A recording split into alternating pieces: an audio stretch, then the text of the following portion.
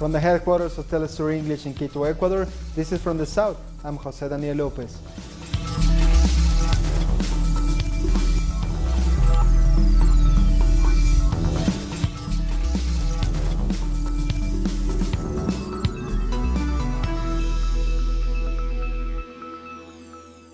We start in the United States, where border agents have reopened the San Isidro border crossing after closing it for several hours on Sunday. On the same day, U.S. soldiers at the crossing fired tear gas and rubber bullets at members of the Central American migrant caravan, migrants who are desperately trying to enter the U.S. to escape violence and poverty in their home countries. The reopening of the crossing comes a day after the U.S. Border Patrol arrested 42 migrants who managed to cross into the United States. They were part of a group of about 500 mostly Honduran migrants who approached the border crossing. Most were driven back with tear gas, but some of them got through a point where a small section of the wall was torn down. The outgoing Mexican government now says it is deporting 93 of the migrants involved in the Sunday's confrontation. Our correspondent in Tijuana, Alina Duarte, brings us more a day after violence erupted there. We are by the bridge that leads to the San Isidro border crossing. This is one of the busiest crossings on the border with Mexico. Hundreds of migrants have gathered here. They came from the shelter where more than 5,000 of them are now staying. The Mexican Federal Police have blocked their path. They want to let the U.S. government know that they are here to request asylum, even though their request could take months to process. It seems like this is as close to the border as they're going to get today. On their way here, they thanked the Mexican people and the city of Tijuana for the hospitality they have received, and they also asked for forgiveness for any inconvenience they might have caused.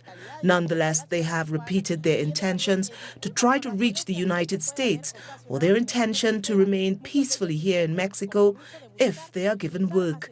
This seems to be the route being sought by the new government that will take office here in less than a week from now, with Andrés Manuel López Obrador as president. Many of these migrants have already been here in Tijuana for 2 weeks, and they're getting quite desperate because the U.S. authorities have not responded to their requests. Some of them want to get closer to the border, but as I said, the Mexican police are blocking their path. Thank you, Alina, for that report. Moving on, Sunday marked the International Day for the Elimination of Violence Against Women. People all across the world took to the streets to demand an end to gender-based violence. In Mexico, marches chant slogans and carry pink crosses across Mexico City, some of them dressed as brides in reference to intimate partner violence. According to the UN, 7 women are killed every day in Mexico. In Quito, Ecuador, more than 10,000 people marched to raise awareness about the different forms of violence Ecuadorian women face on a daily basis. People of all ages and backgrounds gathered to protest domestic violence, sexual abuse, and to demand equal rights in the workplace. We are here to resist because the government continues to be negligent with our lives, with our vulnerabilities. There are more than 1 million people missing. For the government, it doesn't matter that women are dying. The justice system does nothing, and sexual abuse keeps happening, which is just simply outrageous. This march is our way to say that we are fed up and we are a community fighting for our justice together, a feminist justice. Marchers in Colombia condemned the rise of gender violence in recent years. According to the National Institute of Legal Medicine, murders committed against women have risen from 758 in 2017 to 796 so far in 2018. The main threat for Colombian women is violence within the family. On a daily basis, women face a plethora of sexist microaggressions, usually more than just a single instance of harassment or one offhanded comment. They're often so common and normalized that women themselves often don't recognize them, and so subtle that men don't notice them happening.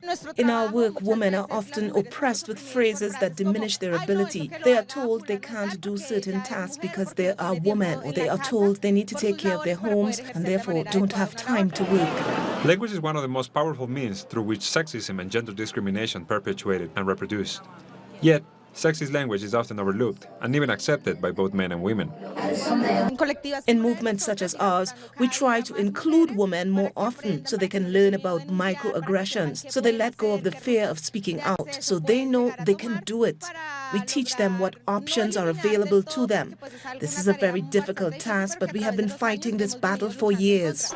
The threat of workplace violence also cannot be ignored. It can range from verbal abuse and threats to physical assaults and even homicide. Women who work in informal sectors are particularly susceptible to this type of abuse and exploitation. Many are also economically dependent on their families or intimate partners. Over 60% of informal workers are women over 40. They have very little access to a normal job. Women over 35 are not wanted for most positions. Then there's a persistent gender wage gap, where women in Colombia end up earning up to 14% less than their male counterparts. Additionally, women in the workforce occupy only 20% of managerial positions. Women in Colombia, we have a higher education level than men, and yet we are not considered for many jobs. Femicide is perhaps the most extreme form of gender-based violence. Colombia has recorded nearly 35,000, and impunity for femicide is routine because violence against women is viewed as a lesser issue. In the first half of 2018 alone, 400 women were murdered. We have condemned all femicides and demand that the government gives us safety guarantees. There needs to be an anti-patriarchal justice system to defend women, not victimize them. The statistics are alarming. 30 women social leaders have been murdered so far in the year. Those victims were in the forefront in the fight to build peaceful communities while promoting gender equality. Bolivian President Evo Morales has established a special commission charged with tackling violence against women. Morales also introduced a new national service for women against the patriarchy, named after journalist and human rights activist Ana Maria Romero. During colonial times and the Republic, indigenous people and women of all social classes were the most marginalized and discriminated groups in Bolivia. In our experience, and in my personal experience as well, it is important to end all measures that push aside our women, our sisters. The Dominican Republic also marked the day with a huge protest. In the capital, Santo Domingo, women gathered to protest against all forms of violence. Here, the date also honors the 3 Maribal sisters who were murdered by the dictatorship of Rafael Trujillo. The Caribbean has one of the highest rates of rape in the world. This performance from Trinidad and Tobago critiques the view that women are valued primarily for cooking, cleaning, and reproducing. Man was made to believe that woman was made for him. Various protests also took place in Europe. The streets of Barcelona were filled with people protesting against gender-based violence.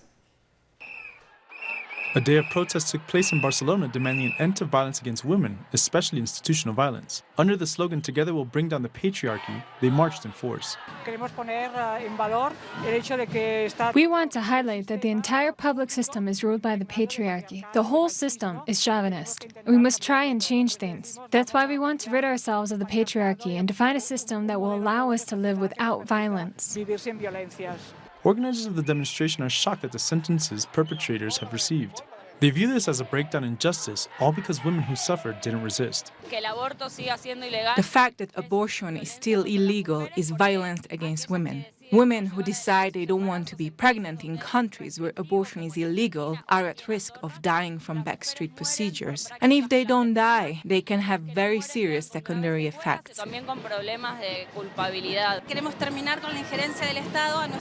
We want to stop dealing with state interference over our own bodies. We need to have the power to decide.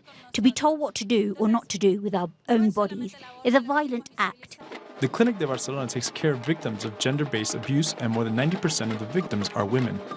So the protest wasn't only an aid of putting an end to violence, but defend women's rights over their own bodies.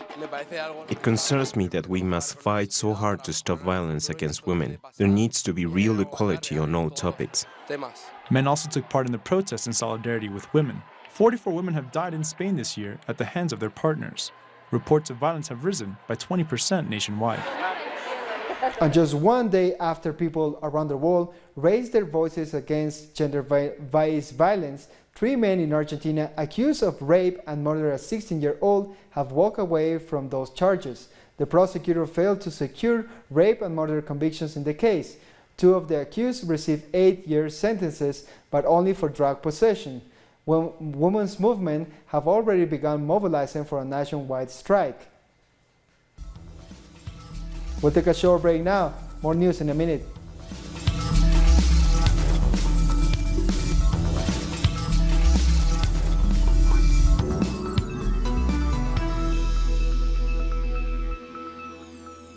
Welcome back. Women in Guatemala are rejecting the government's discrimination against midwives by the state health system. More on this report. Women have strongly criticized the case of a midwife who was forced to resign by a state health worker. She says she was forced to sign a document stating that she won't assist in any childbirth. So I think it's the state's health system that keeps violating our rights as midwives. The midwife in question is 78 years old, Maria Diego, who has more than 35 years of experience in the town of Ixcan. No child I helped deliver has died. If I had any deaths on my hands, then I would have understood her behavior. But I have delivered thousands and thousands of children. Many of them are adults now. The discriminated midwife says she was forced to resign because her work doesn't comply with the Western guidelines of the state's health system. But the Office of the Health System rejects this statement. Midwives are important members of the health system because they are assisting nurses or doctors. They bring their patients to the hospital and inform the staff about their condition. Midwives say this is just the latest of such incidents against their work. There are about 23,000 midwives working across the country, and they face a growing number of obstacles. If we assist a home birth, the nurses write up a report to make us responsible for any complications like the death of the mother or the newborn. If anything happens, they send us to jail. In May 2017, midwives also faced a setback from President Jimmy Morales when he abolished the National Day for the Dignity of Midwives held on May 19th. The president of Uruguay is carefully studying an asylum request made by former Peruvian President Alan Garcia, who's accused of allegedly taking bribes from the Brazilian construction company Odebrecht. We've gotten all the information necessary from the Peruvian government, including details of the investigation against him. We've also received the letters Mr. Garcia has written to me. We're studying all documents and will act according to the Caracas Treaty. We will take as much time as needed. There's never a due date set for receiving a political asylum seeker. Buenos Aires is preparing for an intense week of demonstrations ahead of the G20 Leaders Summit, which will be held next Friday and Saturday. Almost all political parties, trade unions, social movements, and human rights organizations against President Macri plan to demonstrate against the current state of the country. Meanwhile, Security Minister Patricia Bullrich has unveiled a multi-million-dollar policing operation before the summit. I don't get the feeling that Argentina is in a situation to show the world that we are fine, because we are not.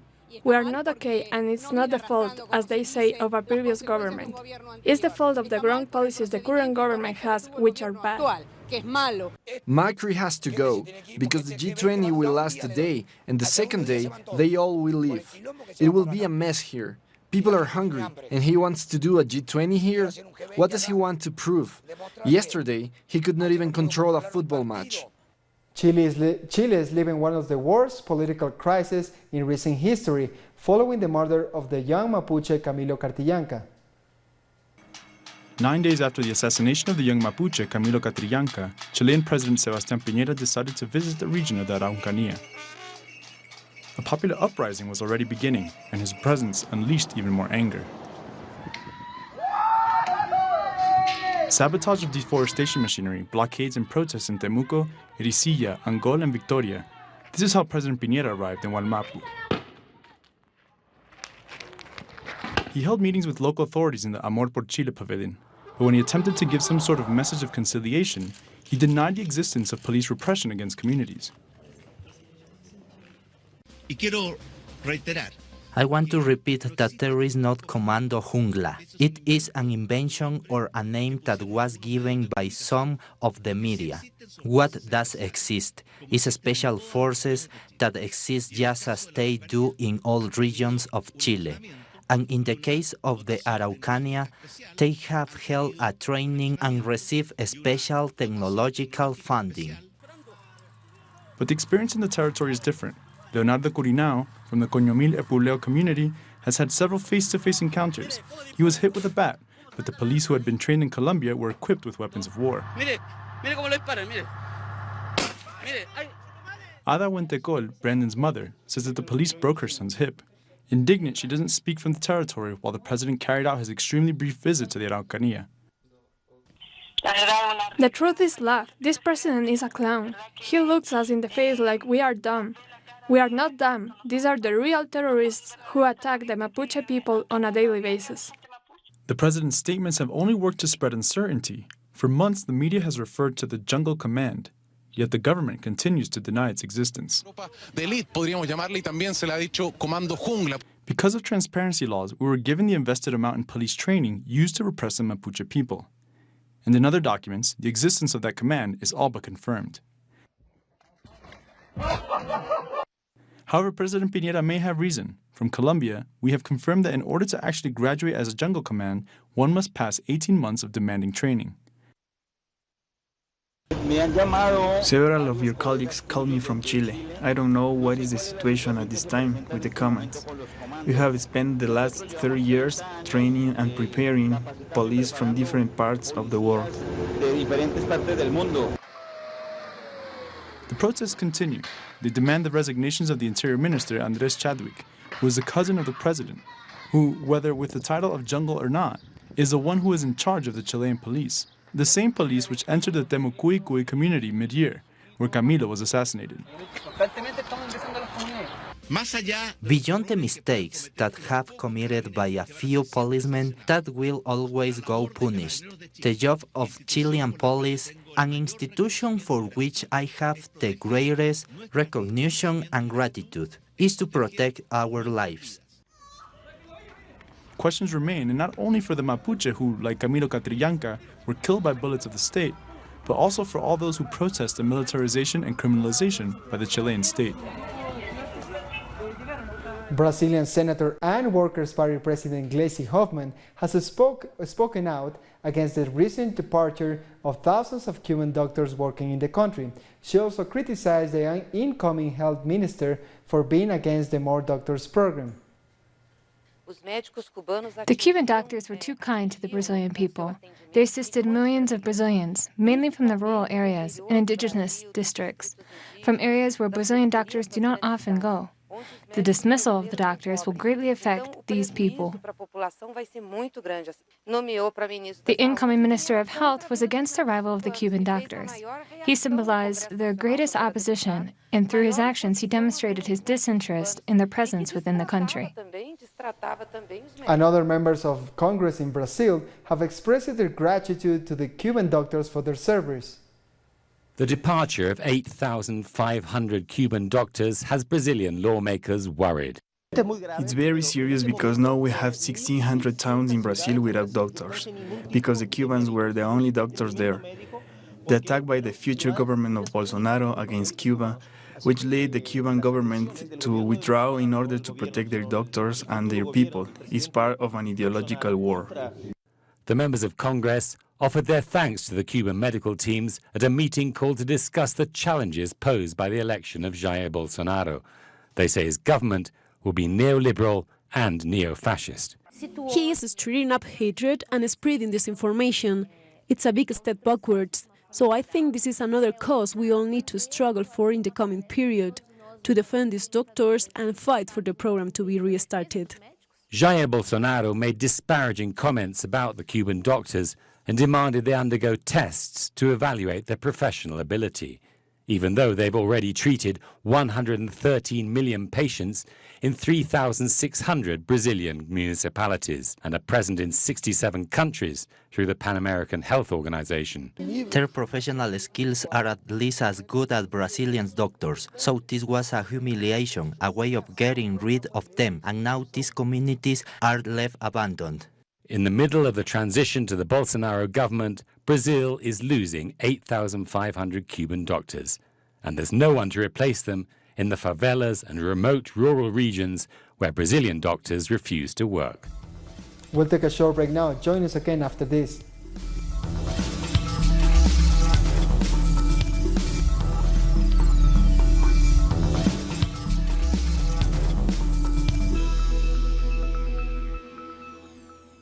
Welcome back.